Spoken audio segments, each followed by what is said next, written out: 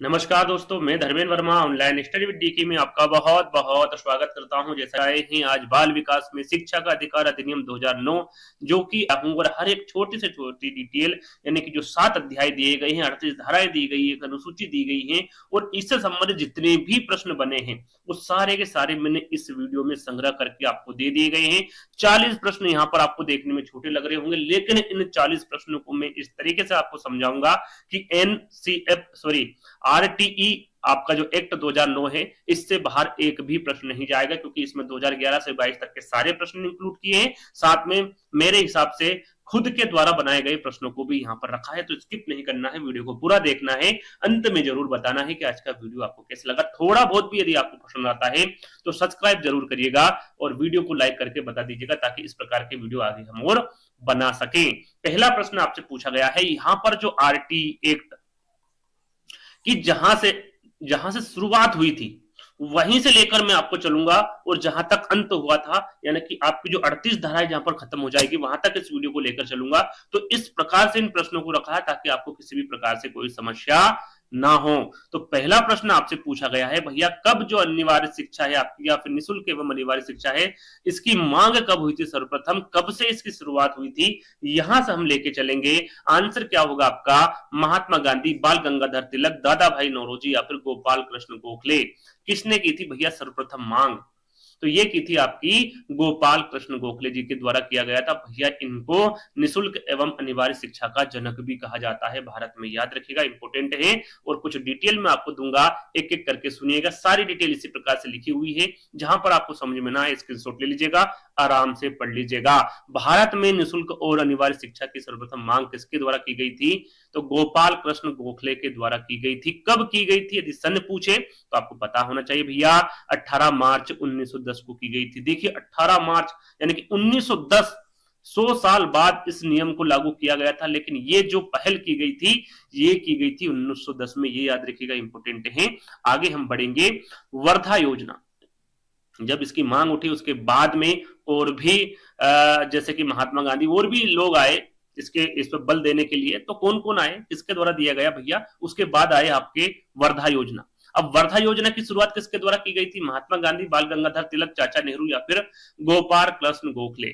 तो गोपाल कृष्ण गोखले तो हो नहीं सकते, क्योंकि इसका आंसर भी हम आपको बता चुके हैं। शुरुआत किसके द्वारा की गई थी? तो याद रखिएगा, ये महात्मा गांधी जी के द्वारा की गई थी। इनके द्वारा वर्धा योजना चलाई गई। भैया अब इसमें क्या बताया गया था इनके द्वारा? तो यहाँ वर्धा योजना की शुरुआत कब हुई थी भैया, इसके बारे में आपसे पूछे तो पता होना चाहिए। 22-23 अक्टूबर 1937। यहाँ पर देखिए सन बहुत जरूरी है आपको याद करना, क्योंकि सन भी आपसे पूछा जा सकता है। 22-23 अक्टूबर 1937 को वर्धा में, कहां पर? वर्धा में। इसी के नाम पर इस योजना का नाम रखा गया था। वर्धा में अखिल भारतीय शैक्षिक सम्मेलन का आयोजन किया गया था, जिसे क्या नाम दिया गया?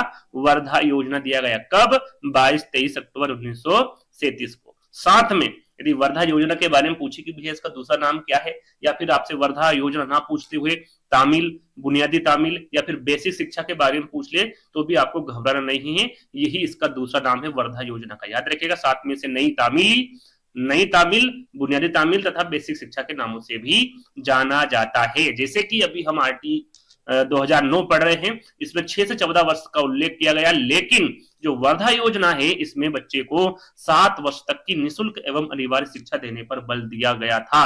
कितने तक? 7 वर्ष तक, याद रखिएगा, ये भी इंपोर्टेंट है ना। चलिए आगे बढ़ेंगे। आरटी एक्ट 2009 का पूरा नाम क्या है? यहां पर देखिए बहुत सारे बच्चे, कम से कम मैं बता रहा हूं 50 से 60% बच्चे इस प्रश्न को गलत करेंगे ही करेंगे। क्यों करेंगे? क्योंकि सभी ने क्या पढ़ा भैया, या तो पहले अपन इसके विकल्प देख लेते हैं, उसके बाद चर्चा करेंगे। शिक्षा का अधिकार अधिनियम 2009 बोलेंगे इसको, आरटी एक्ट 2009 का पूरा नाम पूछा है। निःशुल्क एवं अनिवार्य बाल शिक्षा का अधिकार अधिनियम 2009, निःशुल्क एवं अनिवार्य वयस्क शिक्षा का अधिकार अधिनियम 2009 या फिर निःशुल्क शिक्षा का अधिकार अधिनियम 2009। अधिकतर बच्चे इस प्रश्न का आंसर गलत देंगे, मुझे पता है, लेकिन यहां पर मैं आपका कंफ्यूजन क्लियर कर दूं कि आरटीई एक्ट 2009 का पूरा नाम है, हिंदी में, इंग्लिश में भी बताऊंगा, पहले हिंदी में जान लेते हैं। इसका नाम है भैया निःशुल्क एवं अनिवार्य बाल शिक्षा का अधिकार अधिनियम 2009। ये है इसका पूरा नाम, याद रखिएगा। इसको ध्यान रख लीजिएगा। शिक्षा का अधिकार अधिनियम 9 इसको बोला जाता है, लेकिन इसका पूरा नाम क्या है?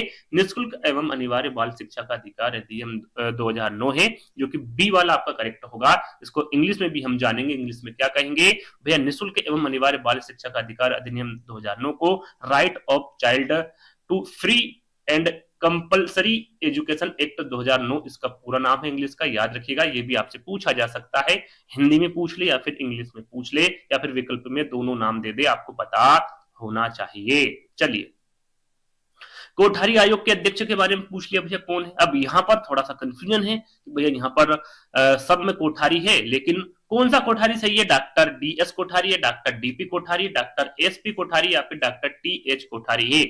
इस प्रकार से भी प्रश्न आपसे पूछा जा सकता है, तो आपको किसी भी प्रकार से घबराना नहीं है, क्योंकि आपको इनका पूरा नाम पता होना चाहिए। पूरा नाम यदि पता होगा तो आप आंसर लगा सकते हैं।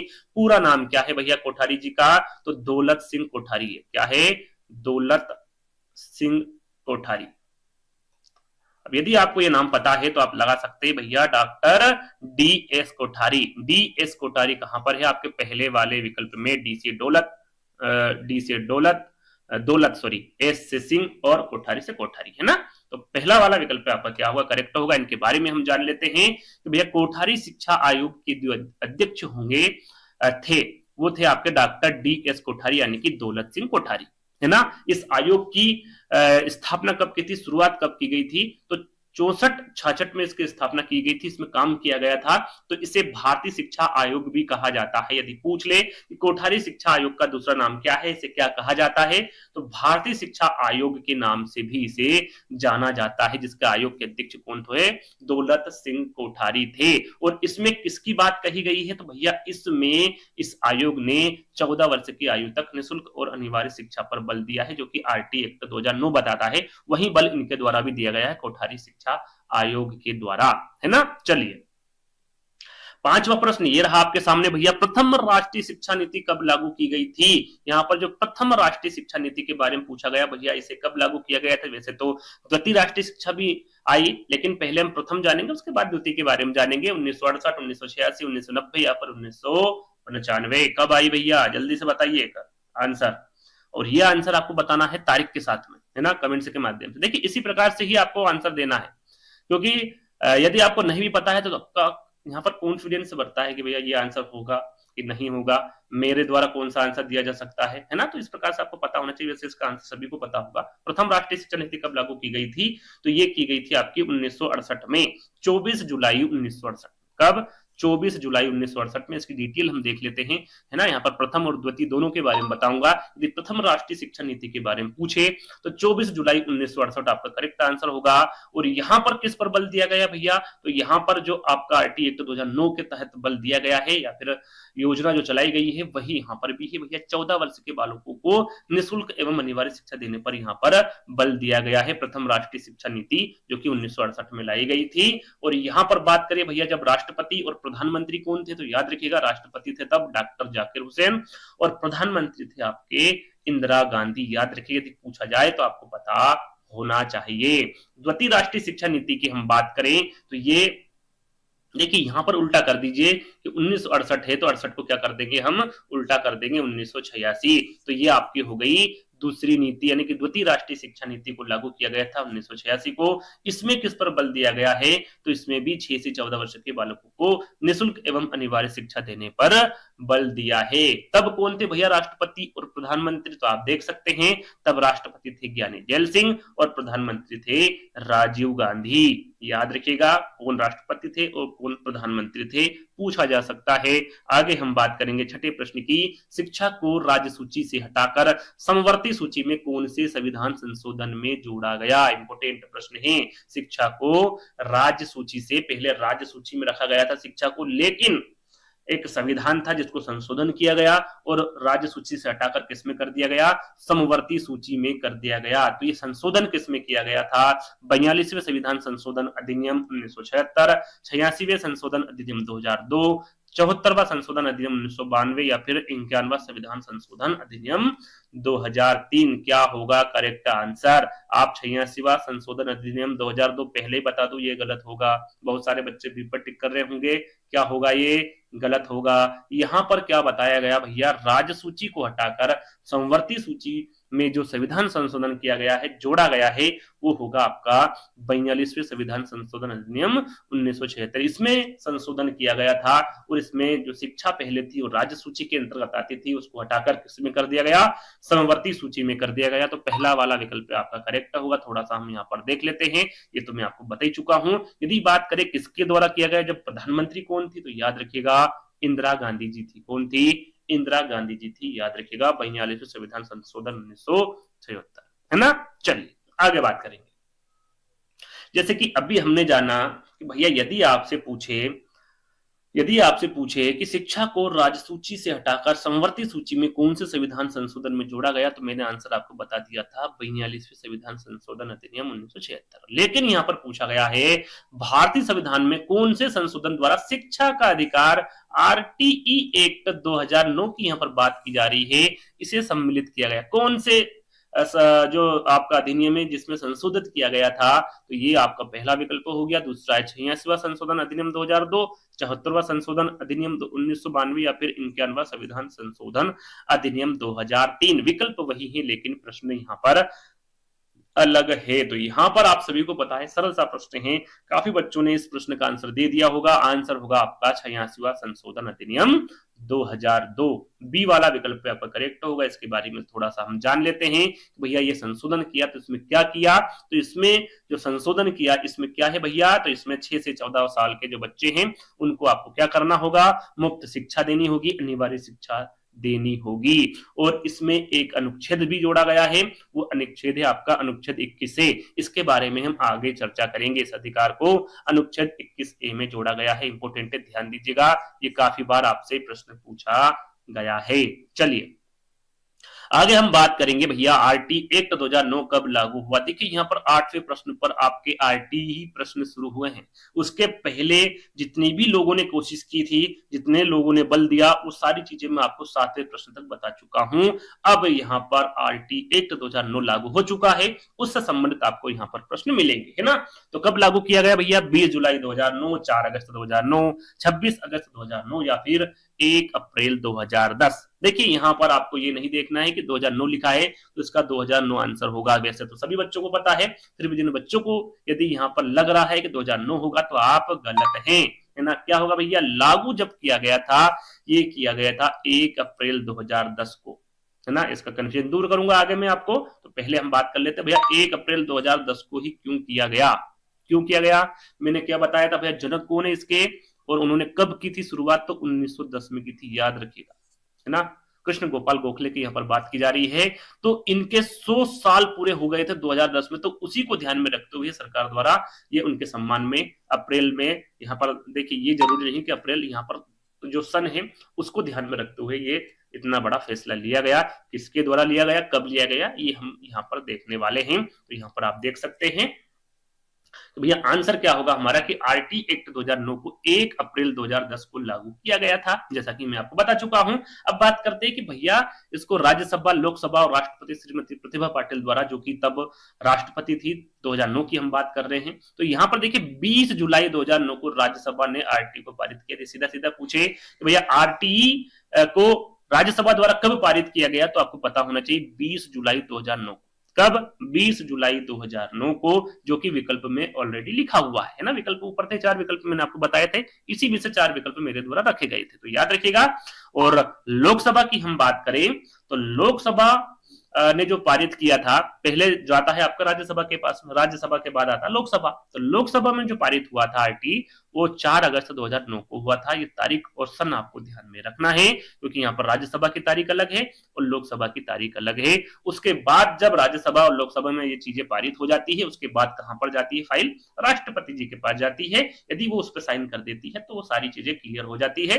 तो यहाँ पर बात करें कि भैया इनके द्वारा कब किया गया था पारित, श्रीमती प्रतिभा पाटिल उस समय राष्ट्रपति थी आपकी 2009 में। तो याद रखिएगा इनके द्वारा 26 अगस्त 2009 को इसको पारित कर दिया गया था। उसके बाद कुछ समय होल्ड रखा था। क्यों रखा था मैं आपको बता चुका हूं। कब इसको लागू किया था, तो 1 अप्रैल 2010 को इसको लागू कर दिया गया था। ध्यान रखिएगा, सारी चीजें एक एक करके बताऊंगा। नवा प्रश्न है आपका, निःशुल्क शिक्षा और अनिवार्य शिक्षा अधिकार अधिनियम अधिनियमित किया गया, किसके द्वारा अधिनियमित किया गया भैया। अभी हमने देखा 8वें प्रश्न में लोकसभा द्वारा भी किया गया भैया, राज्यसभा द्वारा भी किया गया, भारत के संसद द्वारा, उपरोक्त में से कोई नहीं। अब यहाँ पर दो आंसर तो हो नहीं सकते। अब आंसर क्या होगा भैया आपका, भारत की संसद द्वारा, क्योंकि उसमें ही आपकी लोकसभा आ जाएगी, राज्यसभा आ जाएगा, राष्ट्रपति, सारी चीजें आपकी संसद में आ जाएगी। तो आंसर क्या होगा आपका, भारत की संसद द्वारा। तीसरा वाला विकल्प आपका करेक्ट होगा। यहां पर देख लेते हैं, जो कि अभी मैं आपको बता चुका हूं, सारी चीजें तीनों चारों चीजें मैं आपको बता चुका हूं, तो पढ़ने की जरूरत नहीं है, क्योंकि अभी मैंने आपको बताया भारत की संसद द्वारा, है ना। चलिए आगे बढ़ेंगे।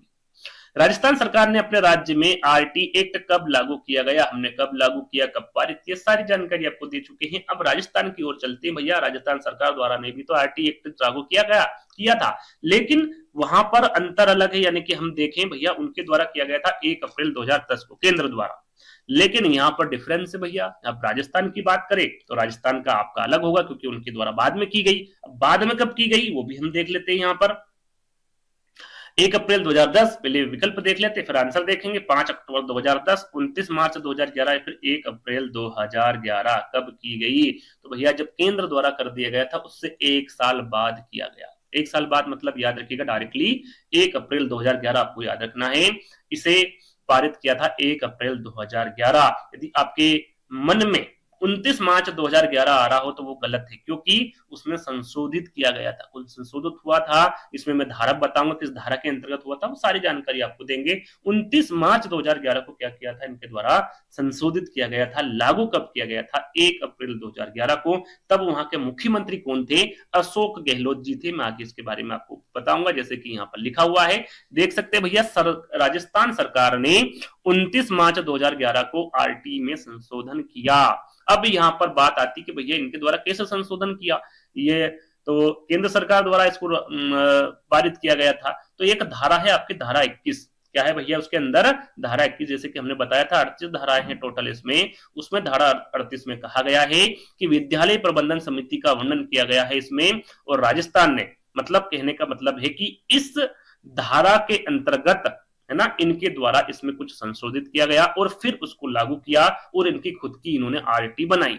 कैसे बनाई भैया, कब, 1 अप्रैल 2011 में राजस्थान में इसको लागू कर दिया गया। मुख्यमंत्री कौन थे, अशोक गहलोत। और राजस्थान में आरटी का नाम क्या रख दिया गया, आरटी अधिनियम 2011। यदि सीधा सीधा पूछे कि वहां पर क्या नाम है राजस्थान में, तो वहां पर 2009 नहीं है, है ना, क्या है, आरटी अधिनियम 2011। ये आपको पता होना चाहिए। किस धारा के अंतर्गत, धारा 21, विद्यालय प्रबंधन समिति का इसमें पूरा वर्णन किया गया है। और इसी के तहत राजस्थान में 10 मई 2011 को विद्यालय प्रबंधन समिति का गठन हुआ। यदि यहाँ पर गठन पूछे किसका, विद्यालय प्रबंधन समिति, एसएमसी, याद रखिएगा, इंपोर्टेंट है। इसका गठन कब हुआ था, तो भैया इसका गठन हुआ था 10 मई 2011 को। ये आपको ध्यान रखना है ना। चलिए आगे बढ़ेंगे।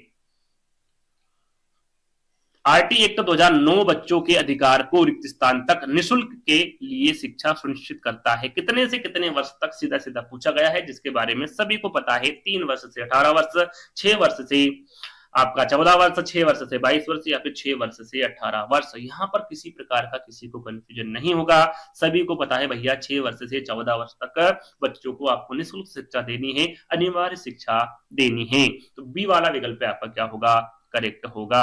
अगला प्रश्न, अब यहां पर थोड़ा सा कंफ्यूजन आपको होगा भैया।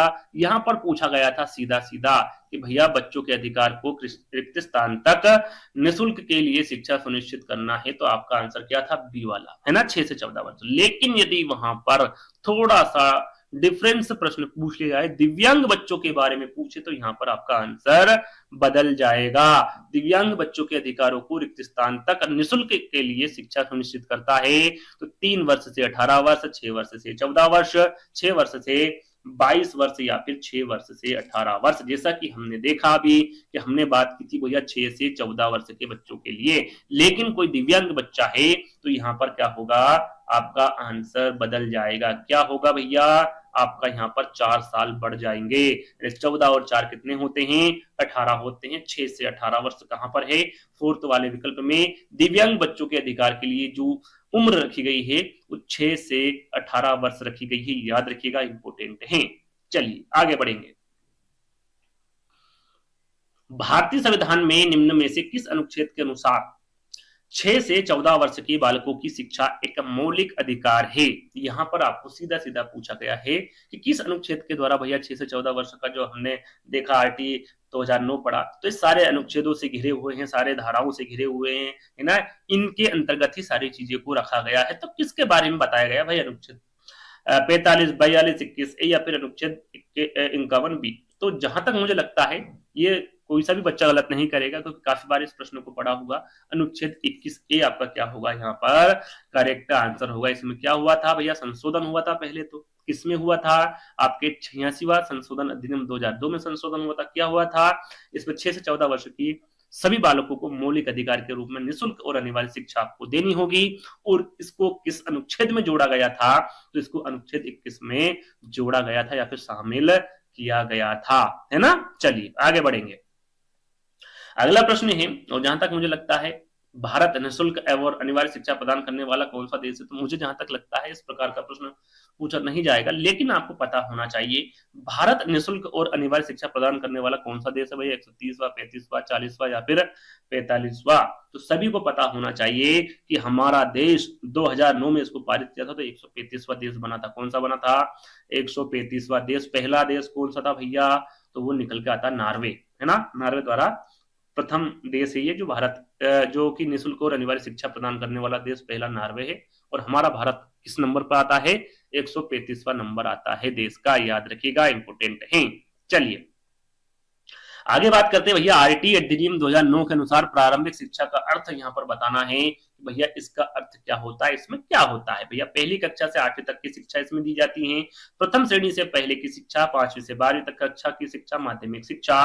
तो यहाँ पर करेक्ट आंसर क्या होगा? वैसे तो सभी बच्चों को पता है, लेकिन फिर भी थोड़ा सा मैं आपको इसका बारे में बताऊंगा कि पहली कक्षा में जब बच्चा आता है तो वो कितने साल का होता है? तो 6 साल का होता है ना। कितने साल का होता है? 6 साल का। दूसरी कक्षा में 7 साल का, तीसरी कक्षा में 8 साल का। ऐसे करेंगे तो आप 14 तक पहुंचेंगे तो वो कहां तक पहुंच जाएगा भैया? 8वीं कक्षा तक पहुंच जाएगा। और आंसर क्या होगा आपका? पहली कक्षा से 8वीं कक्षा तक की इसमें शिक्षा दी जाती है। तो पहला वाला विकल्प आपका बिल्कुल करेक्ट होगा। और साल तो मैं आपको बता ही चुका हूं, इस एक्ट के तहत 6 से 14 साल के बच्चों को मुफ्त और अनिवार्य शिक्षा देने का प्रावधान रखा गया है। आगे बढ़ेंगे।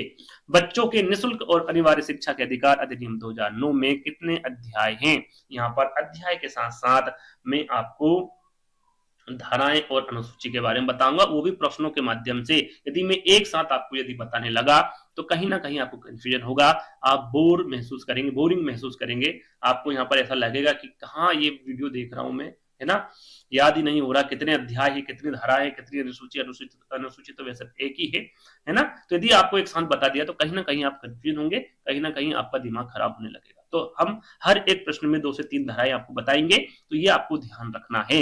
अब यहाँ पर वर्तमान में जो जितनी अध्याय है, जैसे कि 8, 7, 5, 6, तो कितनी अध्याय है? 7। तो 7 अध्याय में एक साथ आपको बताऊंगा। उसके बाद प्रश्नों के माध्यम से आपको धाराएं बताऊंगा 2-2, 3-3 करके, तो आपको कहीं ना कहीं वो याद हो जाएगी और आपको बोरियत भी महसूस नहीं होगी। तो बी वाला विकल्प आपका सही होगा।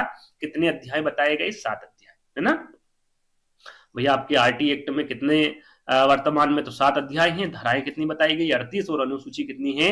1 अनुसूची है। इन तीनों को याद कर लीजिएगा। 7 अध्याय, 38 धाराएं और 1 अनुसूची। अब बात करते हैं इन 7 अध्यायों की। भैया अध्याय 1 में क्या कहा गया? 2, 3, 4, 5, 6, 7 और कौन सी धाराओं के अंतर्गत ये अध्याय आते हैं या फिर कौन सी धारा इसमें लगी हुई है? तो अध्याय 1 की बात करें तो इसमें जो आरटी की प्रस्तावना है या फिर इसका प्रारंभ बताया गया है कि भैया इस आरटी का किससे क्या गठन किया गया, क्या क्या उसमें धाराएं लगाई गई, सारी चीजें इसमें आपको प्रस्तावना और प्रारंभ में बता दी गई है। तो ये जो अध्याय 1 है कौन सी धारा के अंतर्गत है? ये धारा 1 के अंतर्गत रखा गया है इसको। अध्याय 2 की हम बात करें तो भैया इसमें निःशुल्क और अनिवार्य शिक्षा की व्यवस्था के बारे में बात की गई है अध्याय 2 में, और ये धारा 3 से 5 तक आपको मिल जाएगी। अध्याय 3 की हम बात करें तो समुचित सरकार, चाहे वो स्थानीय प्राधिकरण हो, माता पिता के कर्तव्य हो, ये सारी चीजें आपको अध्याय 3 में देखने को मिलेगी। और कौन सी धारा में? धारा 6 से 11 में, है ना। अध्याय 4 की हम बात करें तो भैया विद्यालय और अध्यापकों के उत्तरदायित्व यहाँ पर बताए गए अध्याय 4 में, और ये धारा 12 से 28 तक बताए गए। धारा की हम बात करें तो अध्याय 5 की हम बात करें तो भैया प्राथमिक शिक्षा का पाठ्यक्रम और उसे समय पर पूरा करना, ये अध्याय 5 में ये बात कही गई है। और ये धारा जो बताई गई है, ये धारा 29 व 30 में इस बात का जिक्र किया गया है। छठे और 7वें अध्याय की हम बात करें तो बालकों के अधिकार का संरक्षण इसमें बताया गया है अध्याय 6 में, और धारा 31 व 34 में इसकी बात, धारा 31 से 34 में इसकी बात की गई है। अध्याय 7 की हम बात करें तो भैया इसमें प्रकीर्ण और जो अन्य मुख्य बातें हैं वो 35 से 38 में बता दी गई है। तो धारा 1 से हम चले थे, धारा 38 यहाँ पर खत्म हो गई, अध्याय 7 यहाँ पर खत्म हो गए, है ना। तो 1 से 7 तक अध्याय और कौन सी धारा में इनको रखा गया है इसके बारे में आपको पूरी जानकारी होना चाहिए। अब बात करेंगे अगले प्रश्न की। शिक्षा का अधिकार अधिनियम 2009 में निर्दिष्ट किया गया है कि कक्षा 1 से 5 तक की यदि प्रवेश दिए गए विद्यार्थियों की संख्या यहाँ पर कितनी बताई गई है, 200 से अधिक। ध्यान दीजिएगा, यहाँ पर बच्चों के यहाँ पर संख्या पर निर्भर करता है कि कितने शिक्षक होने चाहिए। तो यहाँ पर पूछा गया भैया 200 से अधिक यदि विद्यार्थी है तो उसमें कितने आवश्यक अनुपात होंगे, यानी कि कितने पे कितने विद्यार्थी होंगे, अनुपात यहाँ पर पूछा गया है। तो विद्यार्थी अनुपात में शुरू से आखिर तक आपको बताऊंगा। यहाँ पर पहले हम आंसर जान लेते हैं कि 30, 40, 45 या फिर 50। तो जब 200 से अधिक बच्चे होते हैं तो वहां पर बात की जा रही है, तो वहां पर होंगे 1:40, यानी कि 40 विद्यार्थियों पे कितने होंगे, 1 शिक्षक होंगे। तो यहाँ पर क्या सही आंसर होगा आपका, 40 होगा, है ना। क्या होगा, 40 होगा। बी वाला विकल्प आपका करेक्ट होगा। यहाँ पर देखिए मैंने थोड़ा समझाने की आपको कोशिश की है, तो समझिएगा। यदि आपसे 200 से अधिक विद्यार्थी के बारे में पूछे तो जो वहां पर सामान्य अनुपात निकल के आता है आरटी एक्ट 2009 के अनुसार, तो वो निकल के आता है 1:40। कितना होता है, 1:40 होता है। यदि आपसे अलग अलग पूछ ले वे प्राथमिक विद्यालय में अध्यापक और विद्यार्थी का अनुपात कितना होता है, तो 30 बच्चों पर 30 विद्यार्थी पर कितना होगा, 1 शिक्षक होगा, है ना। और यदि उच्च प्राथमिक विद्यालय के बारे में पूछ ले तो यहाँ पर अध्यापक छात्र अनुपात कितना होगा, तो 35 छात्रों पर कितना होगा, या फिर 35 विद्यार्थी पर 1 छात्र, सॉरी 1 शिक्षार्थी होगा, सॉरी 1 अध्यापक होगा, है ना। 1:35, 35 बच्चे होंगे और 1 शिक्षक होगा। और यहाँ पर प्राथमिक विद्यालय के बारे में पूछे तो 30 विद्यार्थी होंगे और 1 शिक्षक होगा। ये बदल भी सकता है। कैसे बदलेगा भैया, जब विद्यार्थियों की संख्या बढ़ जाएगी। जैसे कि यहाँ पर हम देख सकते हैं कि 1:30 की हमने बात की थी प्राथमिक शिक्षक के बारे में, यहाँ पर मैं आपको बता रहा हूं। तो यदि संख्या 30 से 60 हुई, जाहिर सी बात है शिक्षक कितने हो जाएंगे, 2 हो जाएंगे। ऐसे ही यहाँ पर दिया हुआ है कि यदि 60 विद्यार्थी है तो वहां पर 2 अध्यापक हो जाएंगे। 61 से 90 तक यदि बच्चे हैं तो 3 हो जाएंगे। 91 से 120 है तो 4 हो जाएंगे। यहां तक किसी प्रकार की कोई प्रॉब्लम नहीं है, लेकिन यहां पर थोड़ी सी समस्या है। कैसे समस्या है, समस्या नहीं है, यानी कि आपको याद रखना है 121 से 200 तक यदि विद्यार्थी हैं तो उसमें अध्यापक कितने होंगे, 5 होंगे। लेकिन 121 से 200 तक की हम बात कर रहे हैं, लेकिन इसके बीच में 150 भी आता है भैया। तो 150 से अधिक यदि आपके स्कूल में विद्यार्थी हैं तो उसमें क्या हो जाएगा, एक कौन जुड़ जाएगा, प्रधानाध्यापक जुड़ जाएंगे, और 5 शिक्षक तो आपके है ही, है ना। उसमें नियमित प्रधानाध्यापक हो जाएंगे। तो टोटल कितने हो जाएंगे, टोटल 6 हो जाएंगे। इस पर आपको विशेष ध्यान देना है कि 150 से अधिक यदि विद्यार्थी होंगे तो 1 नियमित प्रधानाध्यापक और साथ में 5 अन्य अध्यापक होंगे। तो टोटल 6 शिक्षक और से शिक्षक आपको वहां पर पढ़ाएंगे, है ना, विद्यालय में। किस विद्यालय की बात की जा रही है, प्राथमिक शिक्षक की बात की जा रही है। यहाँ पर बात करें धारा 25 में, ये हमने जितना भी अभी आपके सामने बखान किया, वर्णन किया, किस धारा के अंतर्गत, किस धारा में इस चीजों को बताया गया है, तो धारा 25 में इसका जिक्र किया गया है। इसमें अध्यापक विद्यार्थी अनुपात का वर्णन किया गया है। सीधा सीधा पूछे भैया अध्यापक विद्यार्थी अनुपात का वर्णन किस धारा में किया गया है, तो आपको पता होना चाहिए धारा 25 में, जो कि जितना भी मैंने आपको बताया ये सब इसी के अनुसार ही रखा गया है, इसी के अनुसार ही बताया गया है। तो धारा 25 आपको ध्यान रखना है। आगे हम बढ़ेंगे कि भैया शिक्षा का अधिकार अधिनियम 2009 प्राथमिक विद्यालयों में सत्र कार्य दिवस कितने होते हैं। एक आपसे पूछा जाता है साप्ताहिक, है ना, और एक पूछा जाता है सत्र कार्य का मतलब होता है 1 साल में, है ना। इस पर विशेष ध्यान देना है कि मुझे साल में पूछा है कि साप्ताहिक पूछा है। तो यहाँ पर सीधा सीधा 1 साल के बारे में पूछा गया है, 180 दिन, 200 दिन, 220 दिन या फिर 250 दिन। तो यहाँ पर प्राथमिक विद्यालय के बारे में बताऊंगा, साथ में उच्च प्राथमिक विद्यालय के बारे में बताऊंगा। पहले हम इसका आंसर जान लेते हैं। यदि यहाँ पर घंटे के बारे में यहाँ पर विशेष ध्यान ये भी देना है कि किसके बारे में पूछा गया है, तो यहाँ पर घंटे के बारे में नहीं, दिवस के बारे में पूछा गया है। तो यहाँ पर प्राथमिक विद्यालय के बारे में पूछे तो वो कितने होंगे, 200 दिन होंगे। यदि यही प्रश्न उच्च प्राथमिक विद्यालय के बारे में पूछे तो कितने हो जाएंगे आपके, 220 दिन हो जाएंगे। यदि यहाँ पर प्राथमिक विद्यालय में घंटे पूछ ले तो घंटे हो जाएंगे आपको 800 घंटे पढ़ाना होगा, और यदि यहाँ पर उच्च प्राथमिक स्तर में पूछ ले तो यहाँ पर 1000 घंटे हो जाएंगे। जैसा कि यहाँ पर मैंने लिखा भी हुआ है कि प्राथमिक विद्यालय में सत्र कार्य दिवस 1 वर्ष में 200 दिन आपको पढ़ाना होगा, साथ में कार्य घंटे कितने होंगे, 800 निर्धारित किए गए हैं। साथ में उच्च प्राथमिक विद्यालय में यहाँ पर सत्र कार्य दिवस की बात करें तो 200 से 220 दिन यहाँ पर बढ़ा दिए गए हैं। साथ में कार्य घंटे कितने होंगे आपके, 1000 घंटे होंगे। दोनों में डिफरेंस है, याद रखिएगा, इंपॉर्टेंट है, पूछा जा सकता है। आगे बात करेंगे शिक्षा का अधिकार अधिनियम 2009 के मान व मानकों के अनुसार प्राथमिक स्तर 1 से 5 तक के 200 छात्रों के लिए शिक्षकों की संख्या होगी। जैसा कि मैंने अभी आपको बताया था, क्या होगी भैया, जल्दी से इसका आंसर बताइए। सभी बच्चों को इसका आंसर देना है, फटाफट बताइए, मैं नहीं बताऊं उसके पहले आंसर देना है।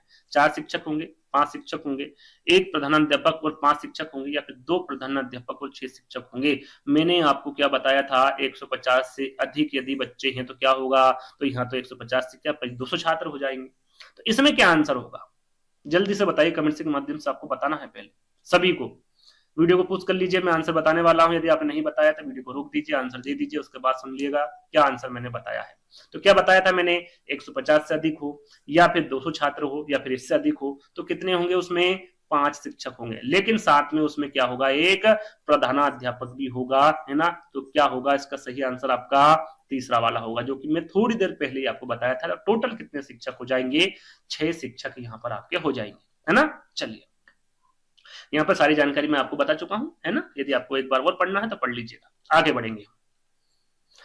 किस धारा के अंतर्गत 6 से 14 वर्ष के बालक बालिकाओं को पास के विद्यालय में ही निःशुल्क और अनिवार्य प्राथमिक शिक्षा प्रदान की जाएगी, यहाँ पर बात की जा रही है। जैसे कि आपने देखा होगा भाई, आरटी एक्ट 2009 के अंतर्गत 1 किलोमीटर के अंदर, 2 किलोमीटर के अंदर, ये आगे हम इस पर भी चर्चा करेंगे।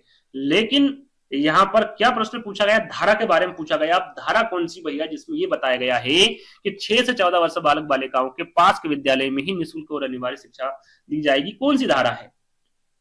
अब धाराएं आपकी चालू हो चुकी हैं, हम 1 से शुरुआत करेंगे और 38 तक खत्म कर देंगे। अब धारा 3, 4, 5, 6 कौन सी होगी, तो याद रखिएगा हमेशा ये धारा 3 में बात कही गई। इसमें धारा 3 में अब हम धारा 3 को भी पढ़ेंगे, 4 को भी, 5 को भी, 6 को भी, है ना।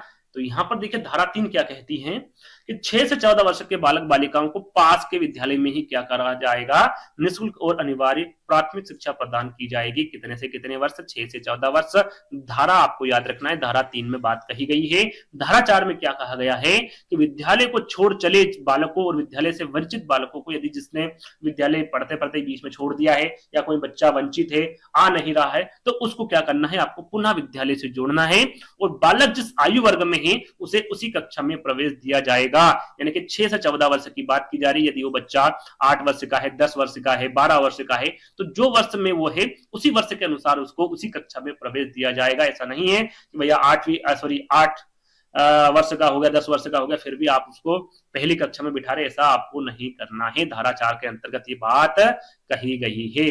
धारा 5 की हम बात करें तो यहाँ पर देखिए टीसी की बात कही जा रही है। भैया टीसी के ना होने पर भी, यदि बच्चे के पास टीसी ना है तो भी आपको क्या करना है, विद्यालय में प्रवेश देना है, उसे वंचित नहीं करना है। यह धारा 5 के अंतर्गत बताया गया है। टीसी न देने वाले व्यक्ति और संस्था के विरुद्ध यहाँ पर अनुशासनात्मक कार्रवाई की जाएगी। ये भी धारा 5 के अंतर्गत बताई गई है। यदि कोई विद्यालय, यदि आप का बच्चा, यदि आपको इसके बारे में पता नहीं है तो ध्यान दीजिएगा, यदि कोई टीसी नहीं दे रहा है, कोई विद्यालय या फिर कोई व्यक्ति या फिर कोई संस्था, तो आप उसके विरुद्ध धारा 5 के अंतर्गत अनुशासनात्मक कार्रवाई कर सकते हैं। और विद्यालय छोड़ने के 7 दिनों के अंदर क्या करना है, बालकों को टीसी देना पड़ेगी।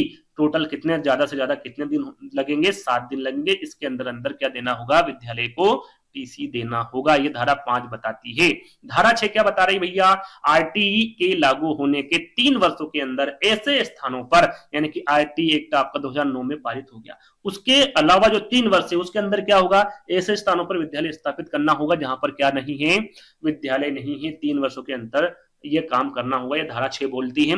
और क्या होगा, मतलब कितनी दूर होना चाहिए स्कूल, तो प्राथमिक विद्यालय की पूछे तो प्रत्येक 1 किलोमीटर के अंदर होना चाहिए। 1 किलोमीटर क्षेत्र में एक प्राथमिक विद्यालय और 2 किलोमीटर क्षेत्र के अंदर एक उच्च प्राथमिक विद्यालय होना चाहिए। ये धारा 6 कहती है। कौन सी धारा कह रही है भैया? धारा 6 कह रही है। ध्यान दीजिएगा, सारी धाराएं इंपोर्टेंट हैं। आगे हम बात करेंगे आरटी की निम्न में से विशेषता कौन सी नहीं है। मैंने आरटी आपको पढ़ा चुका हूं, बहुत सारी चीजें मैं आपको बता चुका हूं, उसी के अंतर्गत यहां पर प्रश्न दिया हुआ है, आप आंसर अच्छे से दे सकते हैं कि भैया 6 से 14 वर्ष आयु वर्ग हेतु मुफ्त शिक्षा, बिल्कुल मुफ्त शिक्षा दी जा रही है। प्राइवेट ट्यूशन का अंत, बिल्कुल अंत, यहाँ धारा भी मैं आपको बताऊंगा आगे, है ना, कौन सी धारा के अंतर्गत प्राइवेट ट्यूशन जो एक सरकारी टीचर है वो नहीं पढ़ा सकता, ये आगे हम चर्चा करेंगे। शारीरिक दंड व मानसिक प्रताड़ना का निषेध या फिर निजी विद्यालयों का प्रोत्साहन, ये आपको बताना है कि इसमें से कौन सी विशेषता नहीं है। फटाफट बताइए भैया क्या है। तो देखिए आरटी जो है ये निजी जो विद्यालय है इनका प्रोत्साहन नहीं करती है, तो डी वाला विकल्प क्या होगा? यहाँ पर शारीरिक दंड व मानसिक प्रताड़ना का निषेध भी इसमें आता है, वो कौन सी धारा के अंतर्गत आता है ये भी मैं यहाँ पर आपको बताऊंगा। जैसे कि यहाँ पर लिखा हुआ है धारा 3, धारा 28 और धारा 17। क्यों लिखा हुआ भैया अलग अलग धारा? क्योंकि जो विकल्प में दिया हुआ है वो चीजें मैं यहाँ पर आपको समझाने वाला हूँ। पहला विकल्प यहाँ पर दिया हुआ था 6 से 14 वर्ष के बालक, तो ये धारा 3 के अंतर्गत आता है, जो कि मैं आपको बता चुका हूँ कि 6 से 14 वर्ष के बालक बालिकाओं को पास के विद्यालय में ही निःशुल्क और अनिवार्य प्राथमिक शिक्षा प्रदान की जाएगी, जो कि पहला वाला विकल्प आपका बिल्कुल सही था। ये किस धारा के अंतर्गत है? धारा 3 के अंतर्गत। सरकारी अध्यापक निजी शिक्षण प्रक्रिया में भाग नहीं ले सकता, यानी कि वो जो ट्यूशन वगैरह पढ़ाता है पैसे लेकर वो नहीं पढ़ा सकता। यह धारा कौन के किसके अंतर्गत आता है? धारा 28 के अंतर्गत ये बात कही गई है आरटी एक्ट 2009 के अनुसार, है ना। धारा 17 क्या कहती है भैया? तीसरा वाला विकल्प आप देख सकते हैं, बालक को तो ना तो आप शारीरिक और मानसिक रूप से प्रताड़ित किया जा सकता है उसको, और ना ही अपमानजनक जो शब्द होते हैं उसको भी आप नहीं बोल सकते या फिर काम में लिया जा सकता है। अपमानजनक शब्दों को काम में ना ही, है ना यहाँ लिखा हुआ, सॉरी मैं, ना ही अपमानजनक शब्दों को काम में लिया जा सकता है, ना उसको आप प्रताड़ित कर सकते हैं मानसिक रूप से, ना ही शारीरिक रूप से, और ना ही अपमानजनक शब्दों का प्रयोग कर सकते हैं। ये धारा 17 बताती है, धारा 17 में इसका उल्लेख किया गया है, तो याद रखिएगा धारा 17, धारा 28 और धारा 3, है ना। चलिए आगे बढ़ेंगे। निःशुल्क एवं अनिवार्य शिक्षा बालकों का अधिकार 2009 के अंतर्गत किसी भी अध्यापक को निम्न में से किस कार्य के लिए नहीं लगाया जा सकता? धारा यहाँ पर भी आपको धारा भी बताऊंगा मैं, है ना, लेकिन यहाँ पर धारा के अंतर्गत मात्र 3 ही कार्य आरटी एक्ट 2009 कहती है कि भैया आप 3 ही कार्य कर सकते हैं, चौथा कार्य आप नहीं कर सकते। वो 3 कार्य कौन से हैं, कौन सा नहीं करना है, ये मैं धारा सहित आपको बताऊंगा। पहले विकल्प जान लेते हैं। 10 वर्ष पश्चात होने वाली जनगणना बिल्कुल आप कर सकते हैं। आपदा राहत कार्य में इनको लगाया जा सकता है। चुनावी संबंधित कार्य में इनको लगाया जा सकता है, चाहे वो कोई सा भी चुनाव, है ना। लेकिन पल्स पोलियो कार्यक्रम में इनको नहीं लगाया जा सकता, ये काम इनके लिए नहीं है, ये काम नहीं कर सकते। याद रखिएगा ये आरटी एक्ट 2009 कहती है। अब किस धारा के अंतर्गत है ये भी मैं आपको बता देता हूं भैया। धारा 27 कहती है कि अध्यापक को आप जनगणना में ले सकते हैं, आपदा प्रबंधन में ले सकते हैं, पंचायती चुनाव, है ना, कोई सी भी चुनाव हो, जैसे पंचायत राज चुनाव हो गया आपका, नगरीय चुनाव हो गया, विधानसभा चुनाव, लोकसभा चुनाव के अलावा अन्य किसी भी कार्य में नहीं लगाया जा सकता। ये आपका पहला कार्य हो गया, ये आपका दूसरा कार्य हो गया, और ये जो चुनाव है ये आपका तीसरा कार्य हो गया। तीनों काम कर सकती है। पल्स पोलियो काम जो पल्स पोलियो कार्यक्रम है इसमें भाग नहीं ले सकती, ये काम नहीं कर सकता एक शिक्षक, है ना। तो ये आपको ध्यान हो गया। ध्यान ये रखना है कौन सी धारा में, तो धारा 27 में, है ना। एक एक दो धारा में हर प्रश्न में आपको बताऊंगा, तो आपको याद हो जाएगी, आपको कंफ्यूजन भी नहीं होगा। यहाँ पर बात करते हैं अब घंटे की, है ना। आरटी एक्ट 2009 के अनुसार शिक्षक हेतु प्रति सप्ताह, जैसे हमने सत्र की बात कर ली, अब प्रति सप्ताह कार्य घंटे कितने होने चाहिए? 40 घंटे, 42, 45 या फिर 48। मुझे नहीं लगता है कि जो वीडियो ये देख रहे हैं उनको ये पता नहीं होगा, ज्यादातर बच्चों को इसके बारे में पता होगा। प्रति साप्ताहिक कार्य घंटे कितने होने चाहिए भैया एक शिक्षक हेतु? तो 45 घंटे उसको पढ़ाना होगा एक सप्ताह में, है ना। तो ये सभी को पता होगा, तीसरा वाला विकल्प आपका करेक्ट होगा। चलिए आगे बढ़ेंगे। आरटी अधिनियम 2009 के अनुसार प्राथमिक विद्यालय के लिए विद्यार्थी अध्यापक अनुपात होना चाहिए, इसके बारे में आपको बता चुका हूं, है ना। क्या बताया था मैंने आपको? एक तो आपका प्राथमिक विद्यालय का बताया था और उच्च प्राथमिक का बताया था। यदि प्राथमिक विद्यालय के बारे में पूछे तो वो 1 अनुपात कितना होगा? 30 होगा। उच्च प्राथमिक का पूछे तो 1 अनुपात 35 होगा। अब इसमें ध्यान क्या देना है कि भैया प्रश्न में क्या पूछा गया, पहले क्या शिक्षक के बारे में पूछा गया, क्या अध्यापक के बारे में पूछा गया है, कुछ ऊपर नीचे करके भी आपको कन्फ्यूजन कर सकते हैं। यहाँ पे देखिए पहले विद्यार्थी पूछा गया था, विद्यार्थी कितने होने चाहिए? 30 होने चाहिए। अध्यापक अनुपात कितना होना चाहिए? 1 होना चाहिए। 30 अनुपात 1 कहां पर है? यहाँ पर बी में करेक्ट है। कभी विकल्प में 1 अनुपात 30 दे दे, है ना, या फिर 30 अनुपात 1 दे दे। तो आपको ये देखना है कि प्रश्न में क्या पूछा गया, पहले क्या रखा विद्यार्थी, तो यहाँ पर ही आप लिख सकते हैं भैया 30 अनुपात 1 और विकल्प देखकर आप चयन कर सकते हैं। कभी कभी इस प्रकार से विकल्प भी दे सकते हैं जहां पर आपका प्रश्न क्या होगा, उत्तर क्या होगा, गलत हो जाएगा, है ना। तो इस बात पर भी आपको विशेष ध्यान देना है। चलिए अगला प्रश्न, आरटी अधिनियम 2009 किस आयु समूह के बालकों के लिए है? यहाँ पर 5 से 12, 12 से 18, 7 से 15 या फिर 6 से 14। ये आपका रीट एग्जाम में पूछा गया प्रश्न है, सभी को पता है, मैं बता चुका हूं। 6 से 14 वर्ष के बच्चों को आरटी 9 क्या करता है, निःशुल्क अनिवार्य शिक्षा प्रदान करता है। तो 6 से 14 वर्ष आपका बिल्कुल करेक्ट आंसर होगा। किस धारा के अंतर्गत प्राथमिक शिक्षा में किसी भी बालक को फेल नहीं किया जाएगा और ना ही बालक को विद्यालय से निकाला जा सकता है? कौन सी धारा के अंतर्गत है? 16, 17, 18 या फिर इनमें से सभी धारा को एक एक करके बताऊंगा। पहले यहाँ पर आंसर को जान लेते हैं भैया, कौन सी धारा है जिसमें आप बच्चे को फेल नहीं कर सकते 8वीं कक्षा तक। कक्षा पहली से 8वीं तक आप उसको फेल नहीं कर सकते। ये कौन सी धारा के अंतर्गत है? तो याद रखिएगा वो धारा 16 कहती है। क्या कहती है धारा 16? ये भी देख लेते, वैसे आपको प्रश्न में बता चुका हूं। प्राथमिक शिक्षा में किसी भी बालक को फेल नहीं किया जाएगा और ना ही बालक को विद्यालय से निकाला जाएगा, यह धारा 16 कहती है ना। वहां पर धारा 17 भी दिया था, है ना, 18 भी दिया था, 19 भी दिया था। आगे हम बात करेंगे, पहले 17 की बात कर लेते हैं। 17 क्या कहता है भैया, इसके बारे में वैसे भी आपको बता चुका हूं कि बालक को तो ना आप शारीरिक रूप से और ना ही मानसिक रूप से प्रताड़ित कर सकते हैं और ना ही उसे अपमानजनक शब्दों का प्रयोग कर सकते हैं उसके ऊपर, है ना। ये कौन सी धारा कहती है? धारा 17 कहती है ना। अब 18 और 19 हम देख लेते, दोनों धारा आपके लिए नहीं है, आप नहीं पढ़ी है, तो इसके बारे में आपको बता देता हूं। भैया धारा 18 क्या कहती है? धारा 18 का कहना है कि आरटी अधिनियम लागू होने के बाद कोई भी विद्यालय सरकार की मान्यता के बिना संचालित और स्थापित नहीं किया जाएगा। यानी कि आपको मान्यता लेना जरूरी है। आपने देखा होगा, आपको यदि स्कूल चलाना है, यदि आप स्कूल चला रहे हैं विद्यालय, चाहे वो प्राइवेट हो, तो आपको क्या करना होगा, वहां पर मान्यता लेना होगी, है ना, यदि आपको उसको चलाना होता तो याद रखिएगा ये धारा 18 कहती है। यदि आप ऐसा नहीं करते तो आपके साथ क्या हो सकता है, ये भी हम देख लेते हैं। यदि कोई विद्यालय मान्यता के बिना संचालित किया जा रहा है या मान्यता रद्द करने के बाद संचालित किया जा रहा है तो उसके विरुद्ध 1 लाख रुपए तक का जुर्माना या फिर प्रतिदिन 10,000 रुपए जुर्माना लगाया जा सकता है। यदि भैया या तो आपको मान्यता नहीं मिली है या फिर कुछ आपके डिफॉल्ट आया है और आपको उस मान्यता से रद्द कर दिया गया, तो उस स्थिति में भी आप स्कूल नहीं चला सकते, विद्यालय नहीं चला सकते। आपके विरुद्ध 1 लाख तक का जुर्माना लगाया जा सकता है या फिर 10,000 रुपए तक का आपका प्रतिदिन भी जुर्माना लगाया जा सकता है धारा 18 के अंतर्गत। धारा 19 क्या कहती है भैया?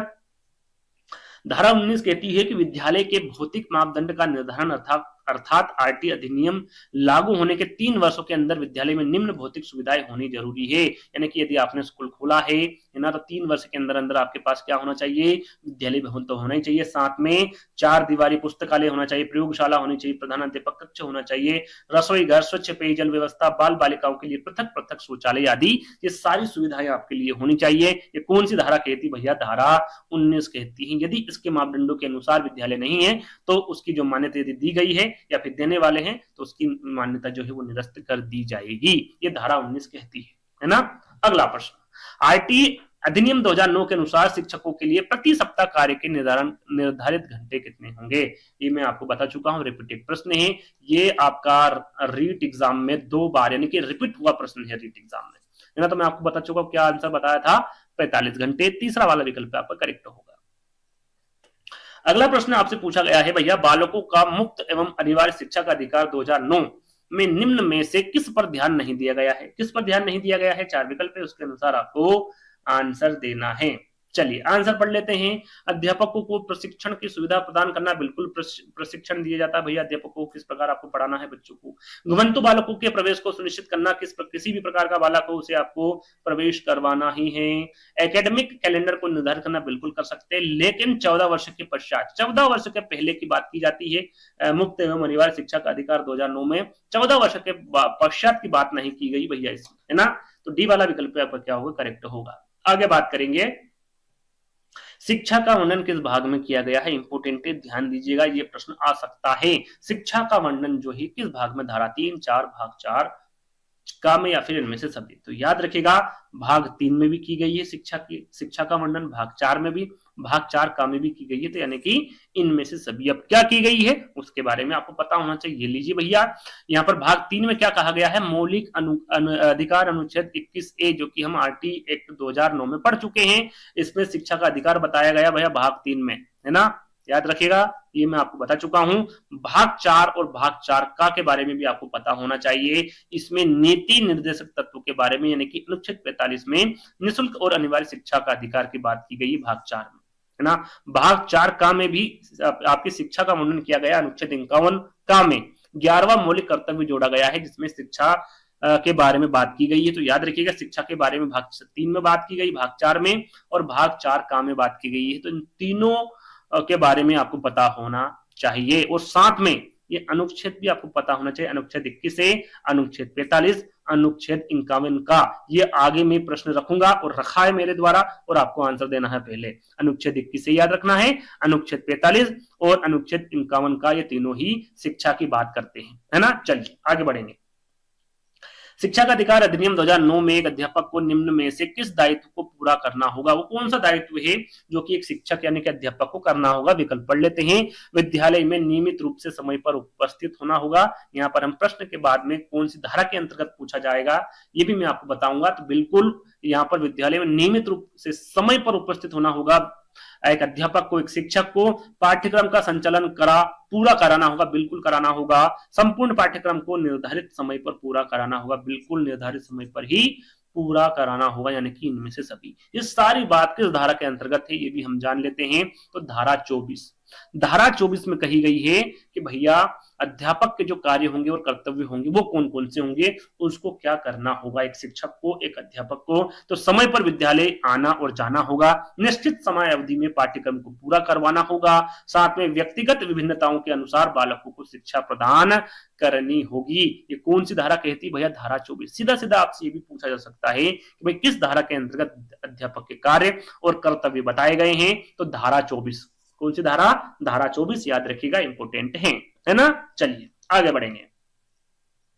आईटी एक्ट 2009 के अनुसार निम्नलिखित किस प्रमाण पत्र के बिना कोई विद्यालय स्थापित नहीं किया जाएगा। प्रशंसा, मान्यता, नियम व शर्ती, प्राधिकार। तो यहाँ पर मैं आपको बता चुका हूं भैया, एक विद्यालय आपको खोलना है ना, आपको बच्चों को पढ़ाना है, तो आपको क्या करना होगा, सरकार से मान्यता लेनी होगी, यानी कि ये प्रमाण पत्र आपके पास होना चाहिए, इसके बिना आप विद्यालय स्थापित नहीं कर सकते। तो बी वाला विकल्प आपका करेक्ट होगा।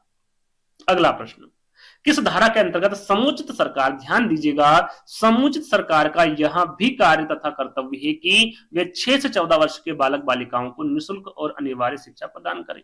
हम आपको सीधा सीधा बता चुके हैं भैया 6 से 14 वर्ष की तो बात कही गई है धारा में, और वो धारा भी मैं आपको बता चुका हूं, लेकिन यहाँ पर जुड़ गया है समुचित सरकार। इसमें आपकी राज्य सरकार भी आ गई है ना, आपकी केंद्र सरकार तो है ही। तो ये कौन सी धारा में कही गई भैया, धारा 8, 9, 10 या फिर इनमें से सभी, कौन सी धारा में कही गई है। यदि आपको पता है तो आप आंसर बिल्कुल बता सकते हैं। धारा 8, कौन सी धारा, धारा 8 में कही गई है। वैसे मैं यहाँ पर आपको बता दूं, यहाँ भी बोलूंगा फिर यहाँ बोलूंगा, समय खराब होगा। मैं यहाँ पर आपका बिल्कुल भी समय खराब नहीं करना चाहता। आपने देखा होगा मैं फालतू बात नहीं करता हूँ, प्रश्न पढ़ता हूँ, आंसर बताता हूँ, है ना। यही सारा काम है मेरा। आप शुरू से आखिर तक मेरे वीडियो उठा के देख लीजिए, मैं यही काम करता हूँ, है ना। धारा 8 क्या कहती भैया, समुचित सरकार का यह भी कार्य तथा कर्तव्य है कि वे 6 से 14 वर्ष के बालक बालिकाओं को निःशुल्क और अनिवार्य शिक्षा प्रदान करे, है ना। अब बात करते हैं यहाँ पर समुचित सरकार आ गई, यानी कि समुचित सरकार का मतलब इसमें राज्य सरकार भी आ गई। लेकिन स्थानीय प्राधिकारियों की बात कर ली जाए, यदि प्राधिकार की पूछ ले भैया कि जो स्थानीय प्राधिकार है वहां पर, है ना, यह कार्य है कि बालक बालिकाओं के निःशुल्क और अनिवार्य शिक्षा प्रदान करे। जो सरपंच वगैरह होते हैं, है ना, जो स्थानीय होते हैं, उनकी बात यहाँ पर की जा रही है। तो ये धारा 9 के अंतर्गत है, ये 8 में नहीं आएगी, इसके लिए अलग धारा बनाई गई, धारा 9, है ना। स्थानीय प्राधिकारी जो होते हैं उनका ये कार्य है कि भैया बालक बालिकाओं को निःशुल्क और अनिवार्य शिक्षा प्रदान करें, है ना। धारा 10 क्या कहती है भैया, धारा 10 कहती है कि माता पिता का यहाँ कार्य है कि बालिकाओं को निःशुल्क और अनिवार्य शिक्षा प्रदान करें। ये माता पिता पूछ ले भैया, माता पिता का यहाँ कार्य है कि बालिकाओं को निःशुल्क और अनिवार्य शिक्षा प्रदान करें। यहाँ पर भी बालिका लिखा हुआ है ना, बालिकाओं को अनिवार्य शिक्षा प्रदान करें। ये कौन सी धारा कहती है, तो धारा 10 कहती है। याद रखिएगा, इंपोर्टेंट है। यहाँ पर बाली बालिकाएं दोनों हैं, यहाँ पर बालिकाएं हैं और यहाँ पर बालिकाएं हैं। इस पर आपको विशेष ध्यान देना है। धारा 8, 9, 10 तीनों के बारे में आपको बता चुका हूं। इसी प्रकार से प्रश्न रखे हैं कि देखिए तीनों में एक ही प्रकार के प्रश्न हैं। मैंने धारा एक ही प्रकार की है, थोड़ा बहुत अंतर है, तो इस प्रकार से मैंने प्रश्नों को रखा है, विकल्पों को रखा है। तो आंसर क्या होगा आपका? धारा 8 होगा, है ना। निजी विद्यालय में भी कमजोर वर्ग के बालकों को सीटों में कितने प्रतिशत का आरक्षण दिया जाएगा? निजी विद्यालयों की बात की जा रही, कमजोर वर्ग की बात की जा रही है, जो फीस नहीं भर सकते, है ना, जो बीपीएल की श्रेणी में आते हैं, उनकी बात यहां पर की जा रही। 15, 20, 25 या फिर 30। तो हमेशा याद रखिएगा 25%। यदि कोई कक्षा आपने निजी विद्यालय खोला है तो उस कक्षा में 1 से 8 तक की यहाँ पर बात की जा रही है। 25% जो बच्चे होते हैं उसमें निःशुल्क होंगे, किसी भी प्रकार से वहां पर उनसे पैसा नहीं लिया जाएगा। 25% आपका बिल्कुल करेक्ट आंसर होगा। और ये धारा किस में बात की गई है? धारा 12 में बात की गई है। निजी विद्यालयों में भी कमजोर वर्ग के बालकों को सीटों में 25% का आरक्षण दिया जाएगा। कितने प्रतिशत का? 25% का आरक्षण दिया जाएगा। अगला प्रश्न है, कौन आईटी में संशोधन कर सकती है? भाई राज्य सरकार कर सकती है, केंद्र सरकार, रक्षा मंत्रालय या फिर इनमें से सभी। तो हमेशा याद रखिएगा आरटी में संशोधन की बात की जा रही है, धारा की बात नहीं की जा रही है। क्योंकि धारा में जैसे कि आपने देखा होगा, वह राजस्थान सरकार ने धारा में परिवर्तन किया। उस धारा के अंतर्गत, है ना, अपना खुद का आरटी वही है, लेकिन उन्होंने क्या किया, उसको जब लागू किया वो तारीख अलग है, और उन्होंने वहां पर एक गठन किया था, वो चीज अलग है ना। लेकिन आरटी में कौन संशोधन कर सकता है? तो हमेशा याद रखिएगा वो सिर्फ और सिर्फ केंद्र सरकार ही कर सकती। कौन? केंद्र सरकार। बी वाला विकल्प आपका करेक्ट होगा। अगला प्रश्न है, किस धारा के अंतर्गत प्राथमिक शिक्षा का पाठ्यक्रम और मूल्यांकन प्रक्रिया की जाएगी? भैया यहाँ पर बताना है कौन सी धारा है जिसमें प्राथमिक शिक्षा का पाठ्यक्रम और मूल्यांकन प्रक्रिया की जाएगी। धारा 22, धारा 23, 29 या फिर इनमें से कोई नहीं। क्या करेक्ट आंसर होगा? 35 का। यहाँ पर ये मत समझिएगा कि अभी तक मैं जो भी धाराएं बता रहा हूं उसमें पहला वाला विकल्प टच कर दिया कि भाई पहला वाला विकल्प होगा, नहीं, पहला वाला विकल्प यहाँ पर सही नहीं होगा। धारा 29 होगी। धारा 29 क्या कहती है भैया? कि प्राथमिक शिक्षा का पाठ्यक्रम और मूल्यांकन प्रक्रिया की जाएगी, ये धारा 29 कहती है। अब इसके बारे में हम जान लेते हैं।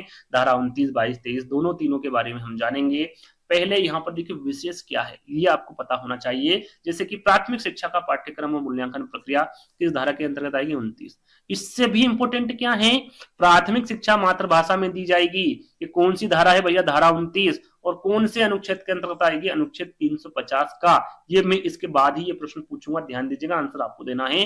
अनुच्छेद 350 का आपको याद रखना है। साथ में पाठ्यक्रम और मूल्यांकन प्रक्रिया का संचालन संविधान में वर्णित मूल्यों के आधार पर ही किया जाएगा।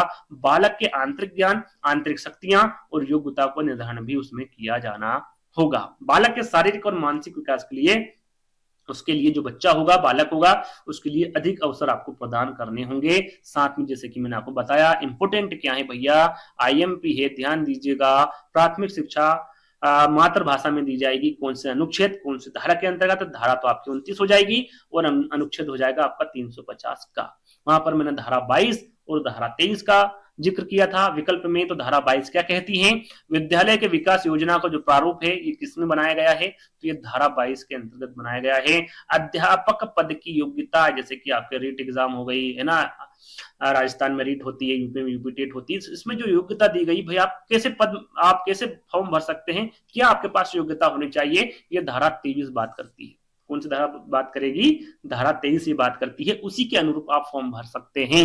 तो धारा 22 और धारा 23 के बारे में आपको पता होना चाहिए। जैसे कि मैंने आपको बताया कि यहाँ पर आंसर में आपको इसके जस्ट बात पूछूंगा और आंसर आपको देना है। प्राथमिक शिक्षा मातृभाषा में दी जाएगी, यहाँ बात किस अनुच्छेद में कही गई है? ये क्यूज के तौर पर आपको आंसर बताना भैया। क्वेश्चन नंबर 36 का आंसर क्या होगा ये आपको कमेंट्स के माध्यम से बताना, क्योंकि हाल ही मैंने इसका आंसर बताया है। 321, 150 का, 51 या फिर 350 का अभी मैंने आपको बताया। तो आंसर आपको सभी बच्चों को देना। देखिए कोई भी इसमें आलसी नहीं दिखाएगा, कमेंट खोलना है, आंसर देना भाई। क्वेश्चन नंबर 36 का ए होगा, बी होगा, सी होगा या फिर डी होगा, सभी को आंसर देना है ना। चलिए अगला प्रश्न। वैसे यहाँ पर आ ही चुका है विकल्प, लेकिन ये जो उत्तर मैं आपको बता रहा हूं, बता दिया वैसे तो मैंने, है ना, लेकिन इसके पहले देखना है, दे देना है। ऐसा नहीं कि उसमें देख के आंसर दे, है ना। इससे मेरा कोई घाटा नहीं होगा, इसमें आपका ही घाटा है। आपको देखकर आंसर नहीं देना, बिना देखे देना है ना। विकल्प पढ़ेंगे, प्रश्न पढ़ेंगे, उसके बाद आंसर देना है। अगला प्रश्न है आपके लिए, किस धारा के अनुसार केंद्र सरकार एवं अनुसूचना के द्वारा राष्ट्रीय सलाहकार परिषद गठित की जाएगी? यहां पर ध्यान क्या देना है भैया? पूछा क्या गया, कौन सी सरकार द्वारा पूछा गया, तो केंद्र सरकार द्वारा पूछा गया। अब मैं ये बात क्यों कह रहा हूं, क्योंकि ये केंद्र सरकार भी करती है और राज्य सरकार भी करती है, और धारा दोनों की क्या है, अलग अलग है। तो आपको ध्यान क्या देना है, कौन सी सरकार पूछी गई है, तो केंद्र सरकार पूछी गई है। केंद्र सरकार में राष्ट्रीय सलाहकार परिषद होता है और आपका राज्य में राज्य सलाहकार परिषद होता है। लेकिन धारा आपको पता होनी चाहिए, धारा 33, 34 दोनों या फिर इनमें से कोई नहीं। तो यहां पर देखिए दोनों आपको नहीं करना है, क्योंकि आपका बात करें धारा 33 में आपको केंद्र सरकार होगा और धारा 34 में क्या होगा, आपका राज्य सरकार होगा। तो आंसर क्या होगा सही आपका, धारा 33 होगा। यहां पर हम देख लेते हैं धारा 33 क्या कहती है और 34 क्या कहती है। धारा 33 कहती है भैया केंद्र सरकार एक अधिसूचना के द्वारा राष्ट्रीय सलाहकार परिषद गठित करेगी, जिसमें अधिकतम संख्या जो सदस्य होंगे, ये आपको पता होना चाहिए 15 सदस्य होंगे, इसमें भी 15 होंगे। लेकिन अंतर क्या है, यहां पर केंद्र सरकार करेगी और धारा 34 में राज्य सरकार करेगी। राज्य सरकार एक अधिसूचना के द्वारा राज्य सलाहकार परिषद गठित कर सकती है, जिसमें 15 सदस्य होंगे। ये आपको पता होना चाहिए, धारा 33 और धारा 34, है ना। चलिए प्रश्न खत्म हो चुके हैं, बिल्कुल प्रश्न खत्म हो चुके हैं ना। चलिए ये रहे आपके भैया 37 प्रश्न, मैंने 40 प्रश्न बोले थे, है ना। लेकिन आपको टोटल कितने प्रश्न मिले यहाँ पर, 37। और मुझे नहीं लगता कि 40 क्या, ये जिस प्रकार से मैंने समझाया है 100 प्रश्न से ऊपर ही निकल गए होंगे। तो ये आपका रहा आरटी एक्ट 2009। ऐसे ही एनसीएफ 2005 का मैं वीडियो बनाऊंगा, जैसे ही आपका आरटी एक्ट 2009 का बनाया है। तो आई होप आपको वीडियो पसंद आएगा। थोड़ा बहुत भी इस वीडियो में आपको कुछ अच्छा लगा हो, कुछ समझ लायक चीज मैंने आपको बताई हो, तो वीडियो को लाइक जरूर कीजिएगा, चैनल को सब्सक्राइब कर लीजिएगा, कमेंट के माध्यम से जरूर बताइए जो प्रश्न मैंने आपसे पूछा है उसके बारे में, जो आपको कोई भी प्रॉब्लम आती है उसके बारे में भी आप बता सकते हैं कमेंट्स के माध्यम से। तो आई होप वीडियो पसंद आया होगा। जल्द ही दोस्तों एक नई वीडियो के साथ मिलेंगे, जब तक के लिए धन्यवाद।